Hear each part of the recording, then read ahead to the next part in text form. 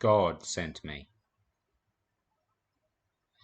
There is a curious paradox in the Bible, a tension between God's sovereignty and human agency.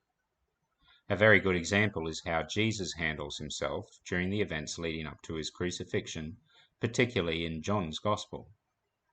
Jesus goes along with his arrest, trial, torture, and execution as the one in charge. Indeed, he has to remind the cowering mob that they are meant to arrest him. Let's immediately get out of the way the idea that this paradox needs resolving, especially because we must affirm against Molinism and other ridiculous man-made philosophies that seek to explain how the divine will cooperates with, directs, and yet still holds humans responsible for their actions. It is like trying to explain the Trinity. Anything we can compare it with ends up running into heresy. Just like how we are to approach the Trinity, we should approach our interaction with God's free will as a relationship to be entered rather than a problem to be solved. And this is because we can only speak of God as far as the Bible speaks.